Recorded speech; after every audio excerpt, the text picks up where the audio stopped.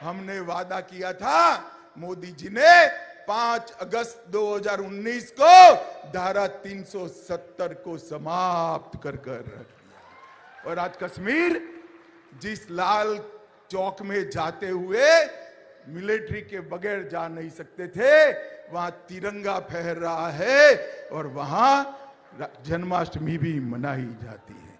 मुझे बताओ भाई और बहनों, अयोध्या में राम मंदिर बनना चाहिए था या नहीं बनना चाहिए था? 500 साल से राम लल्ला अपमानित अवस्था में थे। 70 साल से कांग्रेस पार्टी ने राम लल्ला को टेंट में रहने के लिए मजबूर किया, अटकाया, लटकाया, भटकाया, केस चलने नहीं दिया। मोदी जी के समय में केस भी समाप्त हुआ, भूमि पूजन भी हुआ और 22 जनवरी को राम लल्ला का प्राण प्रतिष्ठा भी हुआ। भाई और बहनों, मैं कांग्रेस पार्टी को पूछना चाहता हूं, अगर आप चाहते तो इतने समय में ये गारंटी पूरी हो सकती थी या नहीं हो सकती थी?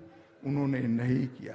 मित्रों बताओ मुझे, 3 तलाक दूर कर मुस्लिम माताओं बहनों को सम्मान देना चाहिए या नहीं देना चाहिए? 3 तलाक जाना चाहिए या नहीं जाना चाहिए? कांग्रेस पार्टी ने 3 तलाक को कभी नहीं हटाया। वो ओवैसी से डरते हैं, वो वोट बैंक से डरते हैं। नरेंद्र मोदी जी ने 3 तलाक को समाप्त करने का काम नरेंद्र मोदी जी ने किया। भाई और बहनों, और मोदी जी ने देश को सुरक्षित करने का काम किया है। ये 10 साल तक कांग्रेस की सरकार थी, सोनिया मनमोहन की सरकार थी। पाकिस्तान से रोज आलिया, मालिया, जमालिया आते थे, बम धमाके करते थे और चले जाते थे, कोई कुछ नहीं बोलता था। मोदी जी के समय में भी 2 प्रयास हुए, उरी और पुलवामा में, मगर पाकिस्तान को मालूम नहीं था ये नरेंद्र मोदी सरकार है, भारतीय जनता पार्टी। 10 ही दिन में सर्जिकल स्ट्राइक और एयर स्ट्राइक कर पाकिस्तान के घर में घुसकर आतंकवादियों का सफाया करने का काम नरेंद्र मोदी जी ने किया। भाई और बहनों, अभी हमने कहा था कि हम सीएए लाएंगे, जो हमारे बांग्लादेश और पाकिस्तान से हिंदू, सिख, बौद्ध, जैन भाई बहन आए हैं, उनको नागरिकता देंगे। ये लोग विरोध करते हैं, मगर कल ही मोदी सरकार ने सीएए का वादा भी पूरा कर दिया।